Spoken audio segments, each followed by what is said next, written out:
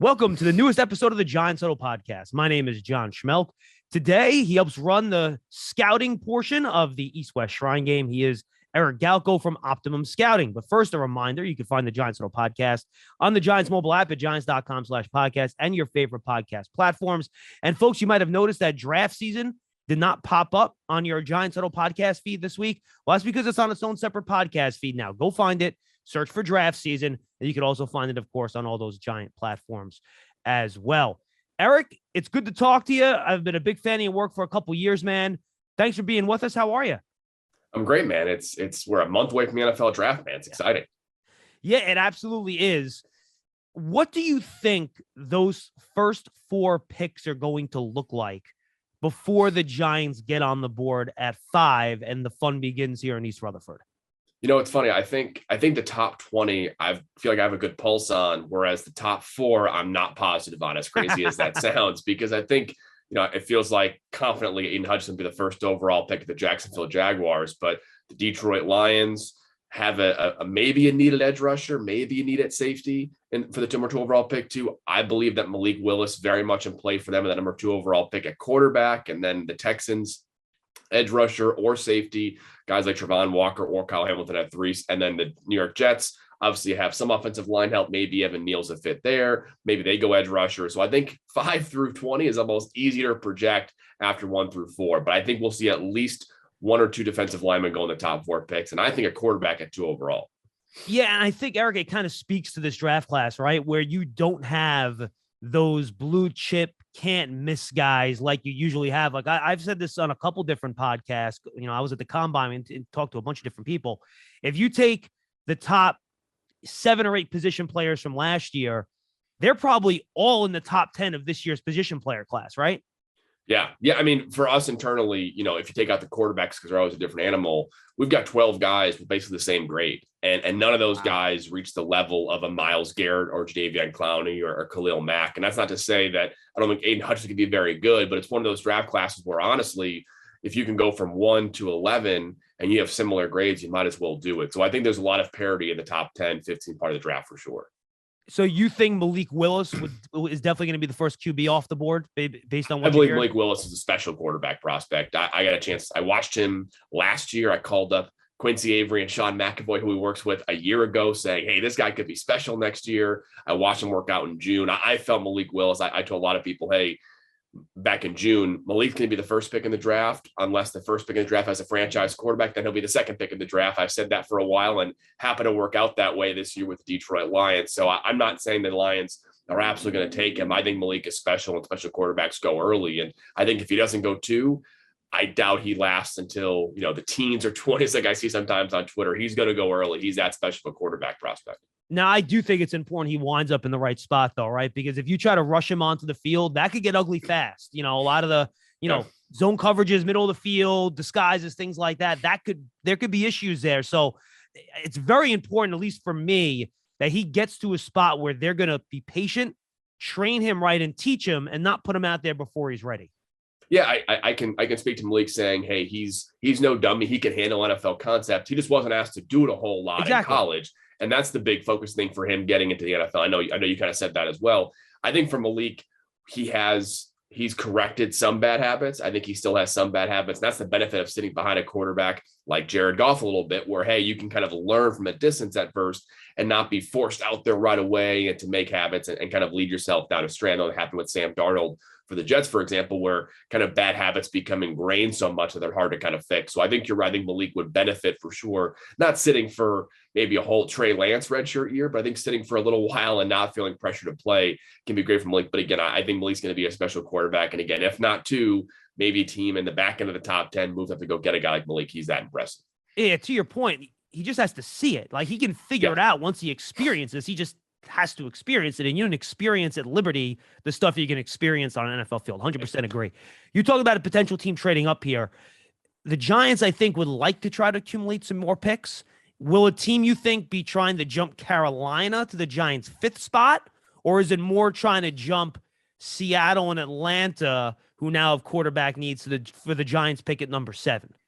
Yeah, I think you could want to jump up. I think a team outside that top 12 to 14 picks may want to jump up significantly, right? Not necessarily in the top 10, unless it's for a quarterback, because again, after that top 11, 12 picks, there is a slight drop off. And again, it's not a very top heavy draft class talking to people around the league. It really is a top 10, 12 picks, and then a drop off to like the 25, 30 area. So maybe a team like the New Orleans Saints, for example, maybe need a left tackle going up from 18 to 5 and being aggressive there to get one of those Evan Neal, Ike Ekwonu, or Charles Cross in that top 5 or 7 picks for the New York Giants as well too. So I think we're more likely to see a team trading there. It's a deep edge class. I think you can kind of wait until pick 15, 16 to get a good edge player if you want to trade up. But if you want a top offensive tackle, you probably have to be in the top 6, 7 picks to do so. I think if a team like the Giants is comfortable with Andrew Thomas and like who they have, maybe they can move down and benefit from a team like the Saints or somebody else who may need a left tackle pretty badly. So that's probably the one I'm looking for when it comes to trading down from the top 5 or 7 picks overall. It might not be left tackle. I think the Chargers have such a dire need at right tackle. I could see them being a team too that might want to, I think they're done with the Storm Norton experience at right tackle. So we'll see if that's it. And it's been an arms race in the AFC West. We'll see if they decide to try to do something to try to keep up. Are you convinced at this point that Trayvon Walker's going to be the first edge off the board and not Kayvon Thibodeaux? After Aidan Hutchinson, I think so. And I think Trayvon is extremely intriguing. Kayvon Thibodeaux is immensely talented. He's probably the closest when it comes to being one of those elite players of any player in this entire draft class. If you told me Kayvon Thibodeaux's number one guy, unquestionably, I wouldn't even balk at that because I think he has that type of flash and talent. But it does seem that way. It does seem, talking with teams, that Trayvon has a good chance to be maybe the 2nd, maybe the 3rd overall pick. If not there, he won't last much longer either. I think the athletic upside is too appealing to bring up. And a lot of people have mentioned Danielle Hunter or the edge rusher the Ravens drafted a year ago, where you're saying, hey, production's not there, but the athletic talent's there. And athletic talent usually pays off most when it comes to edge rushers. So I think teams are saying, hey, even though he didn't produce, it was Georgia, which has a lot of talented players in that defensive front 7. Maybe that's why he didn't produce and still going early. So it feels like he's going to be the next edge rusher up. And then I think Jermaine Johnson of Florida State and Kayvon Thibodeaux are in the mix for who's going to be the 3rd edge rusher. It could be a pretty deep class this year, the top 10, 12 picks edge rusher. Now I'm with you. How do you parse the top 3 or maybe for you it's 4 offensive tackles in this class with Neal, Ekwonu, Cross? I know some people have pinning that high. I think he's more of a guy in the teens for me. But how do you kind of parse those 3-4 guys at the top of the tackle class? Yeah, I think the cool part about Evan Neal and Charles Cross particularly is they can play, and they have played left and right tackle. And that's super valuable for teams right away. For the Giants team that may say, hey, Andrews our left, let's take a guy who can play right tackle. The Jets, the same thing. Hey, they have Charles Fan who can play both. George Fan, who could play both left and right tackle. Maybe they want to have the other player play left or right tackle too. So having 2 offensive tackles with real versatility, and then Icky can play left guard or left tackle. I think it's on the guard probably the best of any of these offensive linemen day one in the NFL to say, hey, could be an elite guard and then become a left tackle in the future as well too. So us personally, internally, we have Evan Neal 1, Icky 2, and Charles Cross 3, but they're all very, very close. And that's why I think all 3 will be taken by pick 7, whether the Giants take one of them or they trade down. I think those 3 guys are that a cut above of a guy like Trevor Penning. So you don't have any, because the one thing when I look at these guys, I feel comfortable with, Ekwonu and Neal with the position flex. I feel good Ekwonu, kind of a power right tackle too. You don't have any concerns about asking Charles Cross to go out there and play outside at right tackle. That would not be something that you worry about. He's been working on that this offseason. And I know the way he moves both left and right, he's got really impressive lateral mobility and range on film, but you could see him kick back to the right side so naturally. He's been working on that for sure. I know teams that feel comfortable with him at right tackle. So if you're tackling the best right tackle, it'd be Evan Neal first and foremost, not over Charles Cross. But if I had to say which guys can play both, I think Neal and Cross can play left and right tackle right away in the NFL. Interesting. Does the system Cross came from in college raise any concerns for you, or is that not something you even worry about? It does a little bit. It's almost like the Malik Willis discussion, where just because he hasn't done it in college doesn't mean he can't do it in the NFL. And I think that's one of the things you have to worry about, or not worry about, think about with Charles Cross. But again, the ability to pass protect is most important in the NFL. If you can pass protect, a lot of guys, if they're mentally able to do it, can run block at a high level with more coaching and time. And you talk to Duke Manyweather, he'll tell you every player gets way better at run blocking their first 2 or 3 years in the league. You just got to get experience doing it. It's the best way to get better is by doing it. whereas pass blocking is a little more athletically inclined. So Charles Cross is definitely athletically inclined to play left or right tackle with his kick slide and mobility, his base as he kind of gets out in space. Really, really impressive. But I think the system transition may be a little bit of time to look at. But again, I look at the New Orleans Saints when they took Marcus Davenport as an edge rusher from a unique system and took him really early because of that kind of uniqueness. I think Charles Cross the same way, where, hey, he may not be an obvious fit to play right away, but he's so athletically gifted that we'll bank on him maybe struggling the first half of his rookie year and then being a really good left tackle for us early on. Obviously, a big story has been Kyle Hamilton's 40 times, whether at the combine or at his pro day. Now, what people don't like to bring up is that his other testing at the NFL combine was pretty darn good. Like his jumps were good. His explosive testing was fine. Now that you've seen the 40 time and you think back to the tape and on your scouting process on him, do you see that show up at all? Or is this just a classic game speed versus shorts and t-shirt speed type of deal? Yeah, I'm going to sound like Kyle Hamilton's agent here for a second. I'm not sure who that is, but I'll do his job for him. But if you watch the 40 time at the combine, he actually runs like 45 yards. He zigzags the whole way down. And that Notre Dame's pro day, all the guys ran slower than the combine, which tells me maybe it's a slower track. So again, I'm not trying to do his excuse for him, but I don't think he's a 4.7 guy. I would say he's a low 4.6, high 4.5, which, by the way, is what a lot of people expect of him, right? He's not a 4.4 safety. That's not how he plays. And I think the most important thing for Kyle Hamilton, you mentioned the other testing results, his real value is his change in direction, his burst, his acceleration downhill and vertically, right? If you're able to be in position and click and close or get vertical very quickly, your speed's not as important because you're making up with reaction skills. That's why I've known about Kyle Hamilton. And again, if someone told me he was their top player or their 14th best player, I wouldn't balk either one of them. But I think he's absolutely in the mix to be, hey, he's very similar in terms of Aiden Hutchinson. Hutchinson tested well, but he's also maybe a bit limited in what he can do in space and as a traditional edge rusher. But people feel very confident that Hutchinson's going to be at least an B+ to A- edge rusher. Same thing for Kyle Hamilton. You'd be crazy to tell me watching the film that he's not going to be an above average NFL starter. Is he Harrison Smith? Maybe not.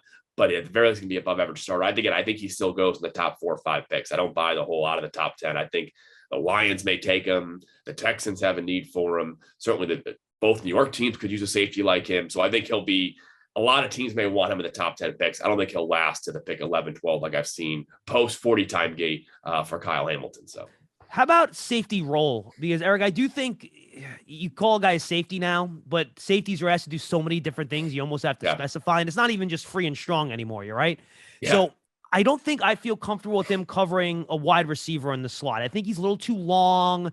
I don't like the changing direction in space left to right. Not vertically. Yeah, vertically, yes. I think that's fine. So do you see him as more of a guy that's going to be more in that robber box role in a classic cover 3 type of zone?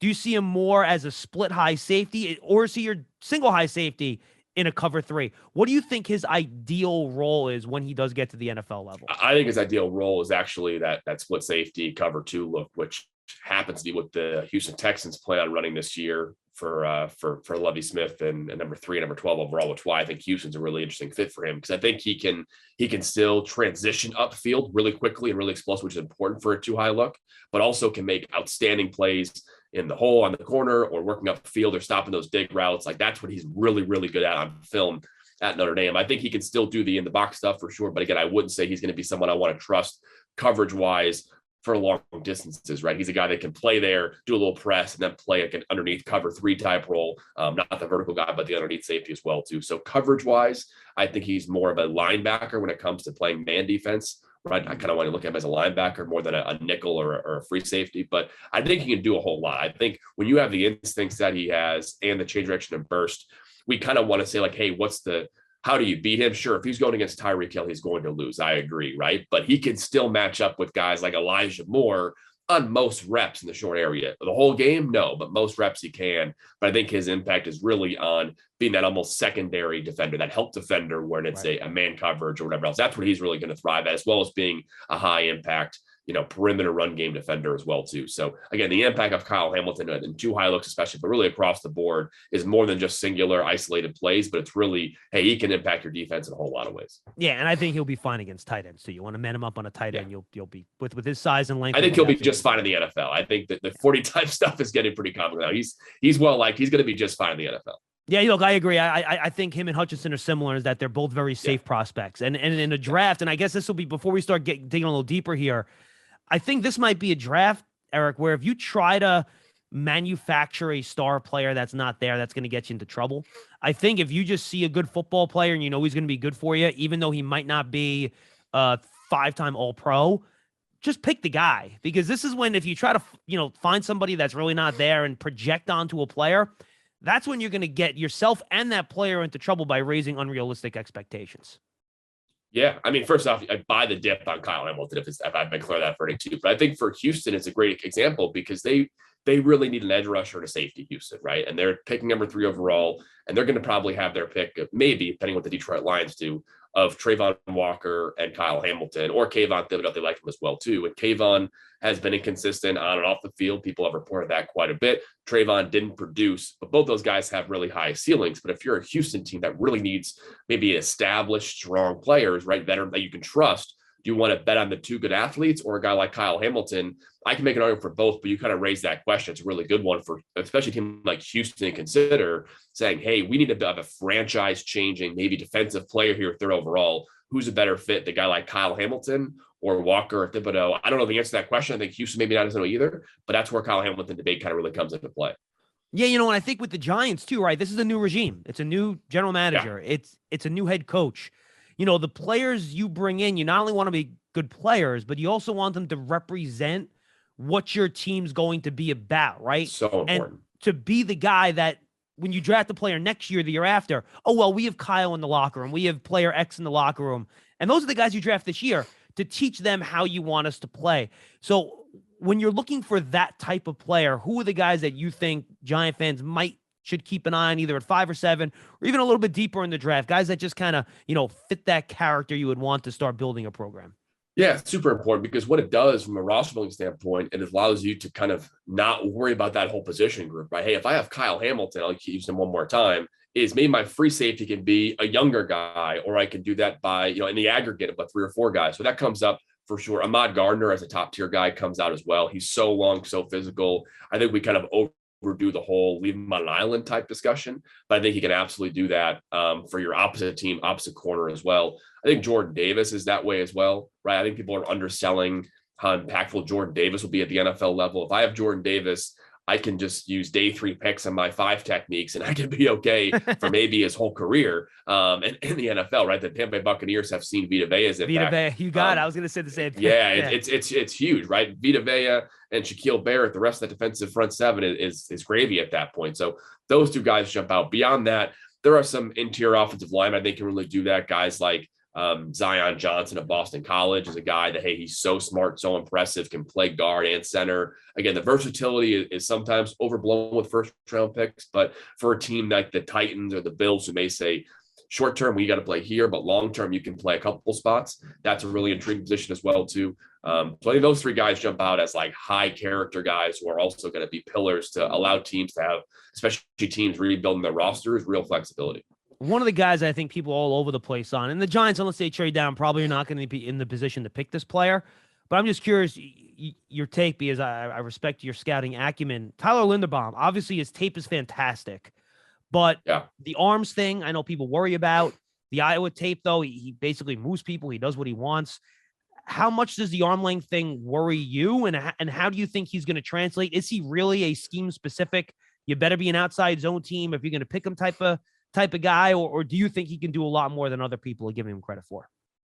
It's a lot of margin for error, right? For an offensive line with shorter arms, you can't make mistakes in your footwork really ever at the NFL level now when you're that, short of arms. And Tyler doesn't make a lot of mistakes, didn't make a lot of mistakes at Iowa. There are some plays where you can see him get blown up, and you see that, lesser fringe NFL talents are really beating him to a spot as his own blocker in space, or, attacking his A gap and getting him a little off balance and then countering on him. So those things really do come up. But I think talking to the O-line coach around the league as well, too, for the ones he is a scheme fit for, ones that want to run a lot more zone blocking schemes and not necessarily be as man one-on-one in isolation with him as well. Teams that don't play as many, heavy nose tackle teams, I think it's important for Tyler to keep in mind too, right? Him against Jordan Davis for a whole game, that's going to be, Jordan Davis is going to win that battle most times, like he will against most centers in the league to Tyler's defense. But I think for Tyler, it's that margin of error. I think for teams, he's going to be kind of your third offensive lineman. What I mean by that is if he's your third best guy, you could, I think, make up for a lot of maybe the deficiencies or the inconsistencies he'll be having. If he's your number one or number two guy, it's really hard to build an offensive line group around that you can really trust. But if you've got a left tackle and a right guard that can kind of support and take some pressure off and make those guys on islands and help your, left guard helping Tyler, whatever else, a lot of O-line coaches feel that, hey, he's going to need some chip help with running backs and left guards and right guards. But I think all things considered, he is the best center in this class. He is number two in terms of interior offensive line in this class, talking to most teams behind Zion Johnson. But I think overall, he is going to be an NFL starter, and finding NFL quality starters in the offensive line, those guys are worth first round picks every day. It's why we'll see some surprise guys go first round. If you can start games in the NFL, you're making $15 million a year, or you're on a rookie deal, and that's a really, really valuable contract. So it's funny. Let me just ask a follow-up based on the point you made there at the end of your statement. You think Zion, for most teams, has jumped ahead of Kenyon Green as the top interior offensive lineman in the draft class? I think so. I think Kenyon can do some tackle stuff as well, which is really appealing to teams as well, too. I think it's probably close. Zion, Kenyon Green, if you count Tyler Smith from Tulsa as an interior guy, I think they're all in the mix, but I think they're all going to go in the first round.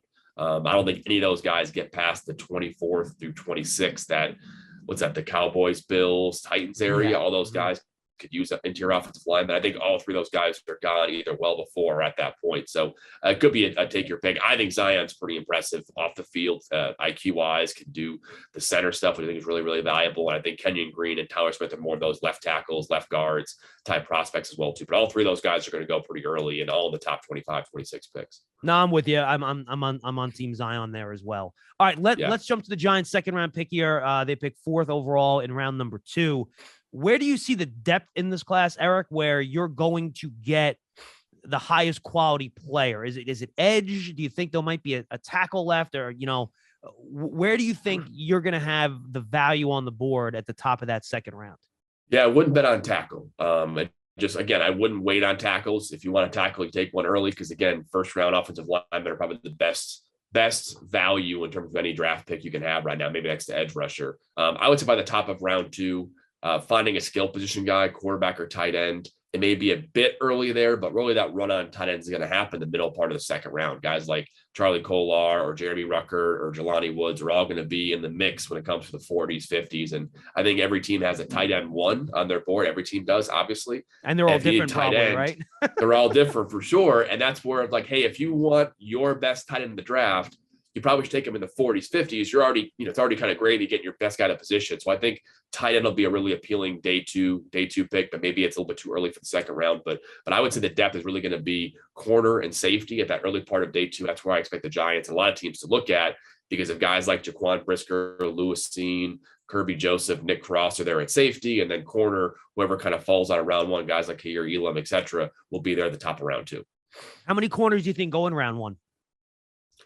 At least 4. And I think it could be more. Again, just based off draft trends, the back end of round 1 is almost always O-line and DBs, because every team can use those. Every playoff team is always saying, if I had one more guard or I had one more DB. So I think we'll see a lot of those guys go late round 1. But I'd say, certainly Sauce Gardner and Trent McDuffie and Derek Sting will all go round 1. And then after that, at least one more guy too. Yeah. So how do you sort between then the Booths?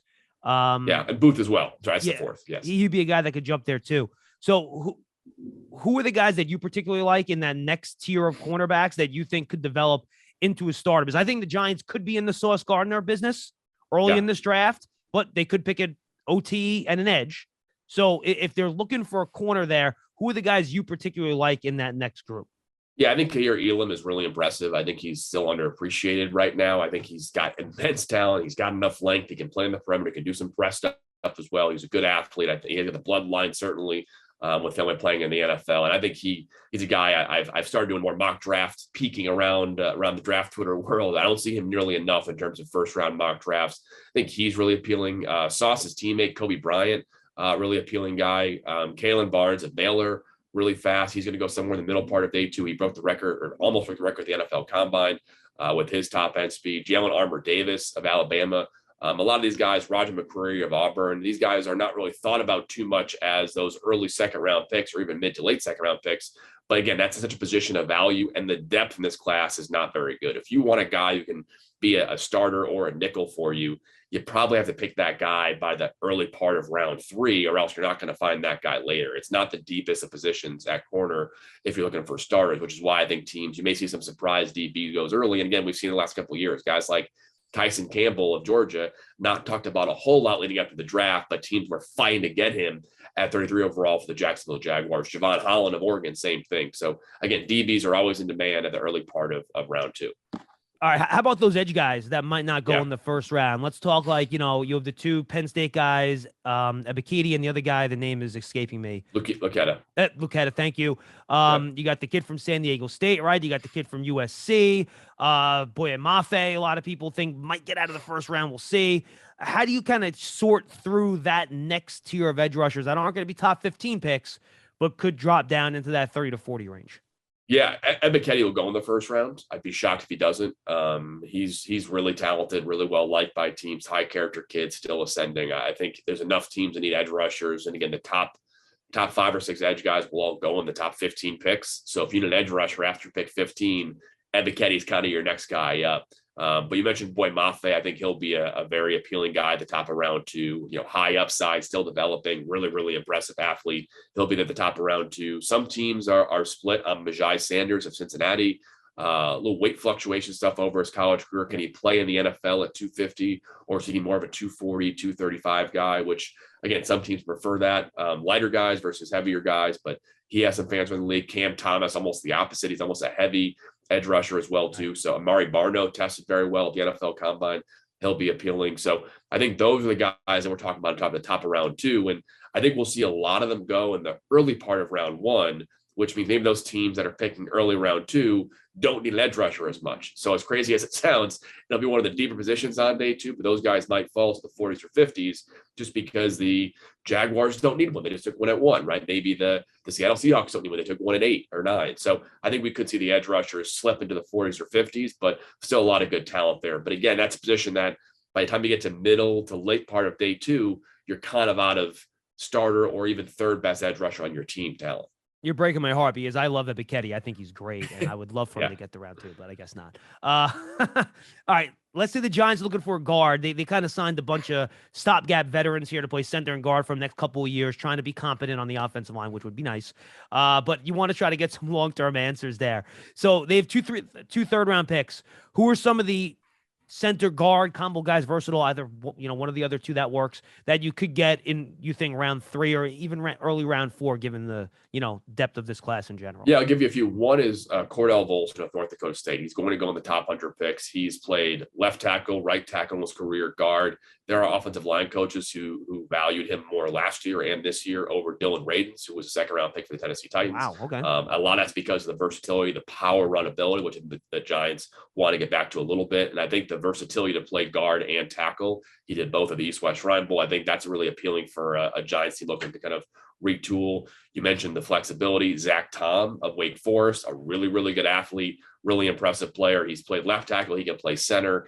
I think he can offer a lot of value short term for the Giants to be kind of a utility man across the offensive line, but then certainly can play center long term. And then Alec Lindstrom of Boston College, brother of Chris Lindstrom, plug and play NFL center. I was at the Boston College Pro Day. There were 6, 7, 8 offensive line coaches there alone for him and Zion. And I think a lot of teams feel Lindstrom can come in right away, whether it's a 3rd-round pick or a 5th-round pick, NFL starter on day 1. So I think if you're looking for a plug and play starter after the top 2-3 rounds in the offensive line, Lindstrom would be my pick for a team like the Giants. You mentioned tight ends. If you want to get your guy, pick him in round 2. But maybe you want a guy.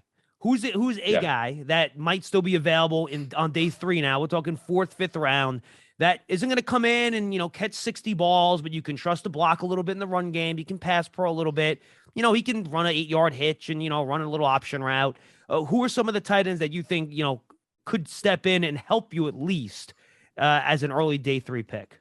Well, some guys I've seen on those PFF mock draft people post out there, Jelani Woods of Virginia. He's not going to be there on late day 3. He'll be an early day 2 guy. He'd be a great fit for I think what Brian Dable wants to do. But again, he'll be a guy that's a pick in the 30s as opposed to the 90s or 100s. But a couple guys that jump out. One, Daniel Bellinger of San Diego State. We value him really, really highly, but he's a complete tight end, really athletic. He can do those stick routes. He looks like a young Kyle Rudolph a lot of times on film. I think he can be a plug and play starter for the Giants. He'll be somewhere in the late day 2, early day 3, that round 3-4 area. Looking more of a fullback H-back guy who can really block really well. Chigoziem Okongwu from Maryland, very well liked around the league. His pro day at Maryland is this week, but impressive athlete, solid hands catcher, but can be really effective H-back, kind of tight end 2 for you, somewhere late day 2, early day 3. Derek Deese of San Jose State, strong blocker, strong seam route player, was a combine snub. Surprising, a lot of teams have late day 2, early day 3 grades on him as well, but kind of a complete tight end. But that's one of the deeper positions in this draft. And I would say for a team, especially like New York, maybe has multiple needs at tight end, which is pretty rare across the league. This is the kind of the draft to double up on those guys. You can take Bellinger in the 4th and Lucas Krull of Pitt in the 6th, and be really happy with your tight end room leaving the draft. I hate to say the wide receiver class is deep, Eric, because the wide receiver class is deep every year now. It's just an endless stream of 7-on-7 wide receivers that have been doing this stuff their whole life, right? I mean, there's just a million of these guys now.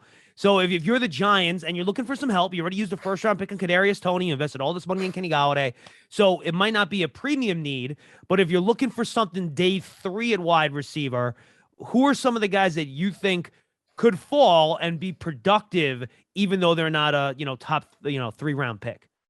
Yeah, I think the interesting one for the Giants is that receiver room right now. They definitely want special teams guys, right? Because Darius Slayton's been there, but he's not going to be there too much longer. And Sterling Shepard and Kenny Golladay aren't playing special teams. Same thing for Kadarius Toney. He's a returner, but he can't be your gunner. So I think finding guys on day 3, if I was a Giants fan, look at guys who have played special teams or can do it at a high level. A couple guys jump out that may be our guys to check out. One is Josh Johnson of Tulsa. He's played Z, X, and slot receiver for Tulsa and special teams. Really longer, athletic, but really good route runner. He's a guy that can be kind of a utility player and play on special teams. Tanner Connor, sleeper from Idaho State. Trust me, Idaho State, 6'3", 220, runs in the 4.3s, jumps a 40-inch vert, like a really, really impressive athlete. I think a lot of teams are appealed by him. Stanley Berryhill, he can be a returner. He's a gunner at Arizona. All 3 guys I think are really, really appealing as far as those day 3 guys that can be special teams guys as well as versatile receivers. See, this is why we wanted Eric on. He does the stay on him for West Shrine. This is his wheelhouse, guys. And we've talked a bunch of these, top Idaho State. Where are you going to get that from? No, you're not. Exactly. Same deal with running back. You can find running backs up and down the board every year if you know what you're looking for and he fits what you do. So based on what you know about Brian Dable and Mike Kafka, they both come from pretty heavy zone schemes from, where they've come from. Who are some of these late round running backs, 5th, 6th round, 4th round that you think can step in and maybe not be a 3-down back, but can help you in a way on the field? Yeah, I mean, when Brian and Joe Schoen were in Buffalo, they kind of did it by committee, although I'm not sure it's really worked out in Buffalo too much. I think Buffalo wants a running back as well. So I'm not sure if they want to go the committee route or kind of be jack of all trades for their whole running back group. But a couple guys jump out. What do you got? Yeah, Abram Smith of Baylor is a really intriguing former linebacker turned running back. I'm not sure teams love him in terms of he's not a top end athlete, but a really, really tough runner that a guy that's just going to make a roster because of that. He ran a zone scheme, obviously at Baylor, can do that on especially inside zone at a very high level. He's a really intriguing one. Jashawn Corbin of Florida State on a Florida State that really struggled this year with not a lot of talent around him. He was really impressive. Complete guy. He's really developed as a pass catcher, but he's really known as being an interior zone blocking running back and takes advantage of big plays a lot too. He's not quite Dalvin Cook, but you turn the film on and maybe he sees a little Dalvin Cook and what he can do in the open field. Isaiah Pacheco ran the fastest 40 at the NFL Combine. He's got top end speed, but again, he's really a great outside zone running back. And then I think a guy that NFL Southeast area scouts have been raving about since September, Ty Chandler of North Carolina. One of the more well-liked guys by area scouts and now cross-checking scouts, had a great North Carolina Pro Day NFL Combine. He's a really explosive downhill, probably first and second down only to start his career running back, but a perfect zone running back scheme that I think people will be surprised if he goes 3rd, 4th round. That's how much NFL teams like him right now. But if he's there on day 3, I think he'd be a slam dunk pick to be a guy to work behind Saquon long term. I think linebacker, Eric, is one of the toughest positions to scout now and to find because in the NFL, they're asked to do so much. It's just, they're in really tough spots. And we see it. Even some of the guys that have picked really high, they struggle because it's a very tough position to play. So who are some of the guys that you've seen in college, and you can pick out anyone all across the board now that you've seen, you're like, you know what? I think this guy can handle it, because it's as much as being an athlete as it is being able to process and kind of figure everything out.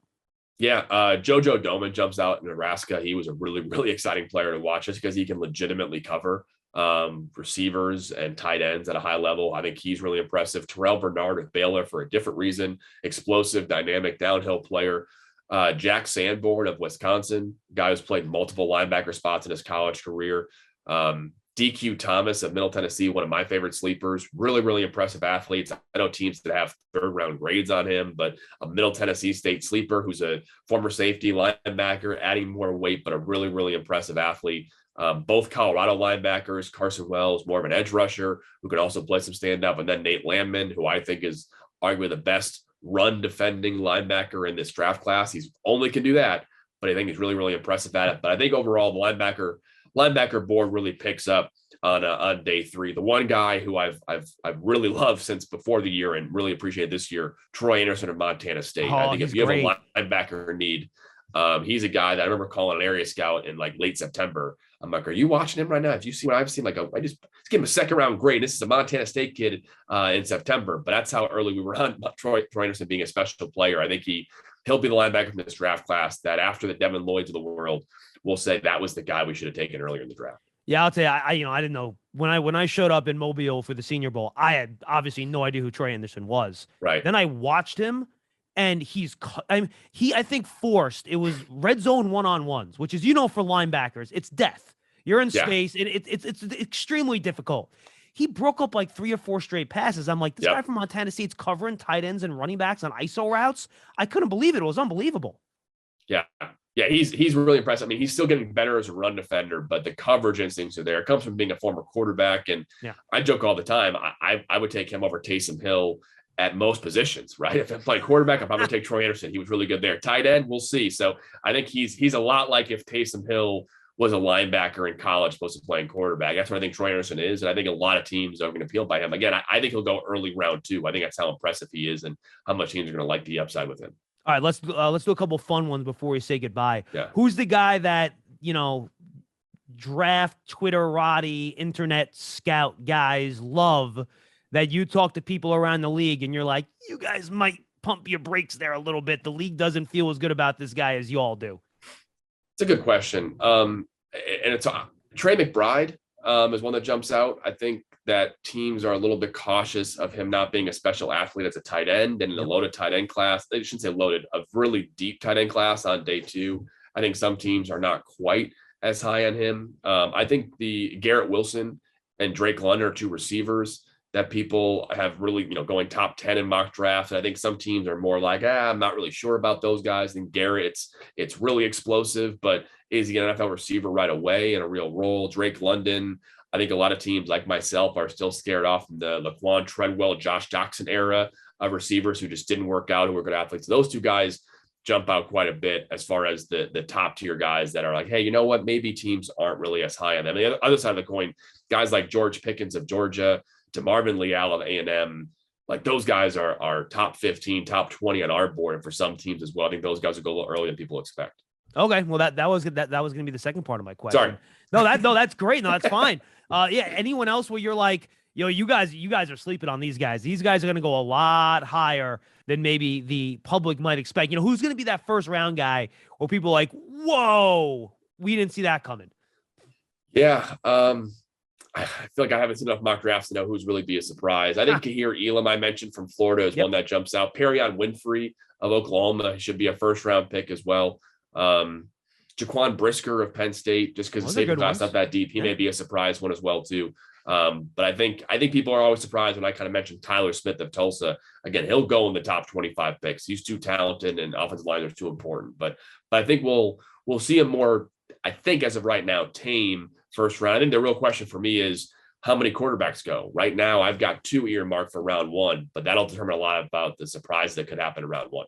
Yeah, and you might have that team that trades up to like 32, right, to get the 5th-year option on a guy, something like that. Right. And you might sneak in the 3rd with that pick. Let me ask you about Tyler Smith. You mentioned him a couple times. I watched him last week. Boy, I see the talent, but some of the pass pro tackle, like you fall off your chair. Like, has someone like taught him how to pass? His arms are all over the place. It's kind of messy. Do you think teams though think if we get him into that smaller box as a guard, he'd be okay? Or is this more of a long-term, play a guard, train a tackle, maybe at some point move him outside? No, I think it's honestly, he reminds me a lot of a younger Zach Martin at Notre Dame, where I think I think one more year at Tulsa or kind of almost a redshirt year in the NFL, and you're going to get Zach Martin maybe better at left guard. And if you told the team, I can do a Larry Bird draft, take a guy and get him next year at left guard, I'll do that in a heartbeat. So I think that's why teams like Tyler Smith so much. And I think the upside's there. He's only 21 years old. He's a really good kid. He's really motivated. He's really tough. And he has all the traits. And you're just telling me that, hey, maybe in 6-7 months, I can fix a lot of these problems. Yeah, I'll take that guy right now and maybe slowly get him involved for sure. And we kind of over appreciate sometimes how most teams don't expect their first, second round picks to play day one. Some teams do, in some positions they do. But if you're telling me that the back end of his rookie year, Tyler Smith may have figured out a lot of those pass protection issues at guard and be ready to go, then I'll take that right away. So I think that's why teams they see the rawness, but character-wise, toughness-wise, motivation-wise, work ethic-wise, all those boxes are A+ for Tyler Smith. And again, I think that's why teams in that kind of late teens, early 20s, those fringe playoff teams or future playoff teams, like the Chargers, like the Steelers, like the Patriots, are all going to want a guy like him in their locker room. All right, final question. Let's have some fun. Yeah. Giants picks 5, 7, and 36. You're on the record. What do you got for me? I can't predict trade down. Can I predict a trade down? Yeah, sure. Absolutely. I'll say trade down at 5 to the Saints. And I'll say they trade down from the 5th pick to the 18th pick. Ooh, I like that. And they're getting the Saints first round pick next year for that, I'm assuming? Yeah, something like that, or second round pick and more picks this year. But yeah, they'll get a good haul, I think. Just Saints are more of a guess, but could be a good spot for both teams. All right, I like that. And 7, do they still get their offensive tackle at 7 then? I think Ahmad Gardner. I wonder the Giants long-term at offensive line, but I think if Andrew's good, if you have a left tackle that's good and you can kind of buy time at guard, maybe it's worthwhile to take the top end corner in this draft class. Okay. So then they got a corner. And so 18. Now 18. I got to ask you for 18. That's a tough one. What do you got?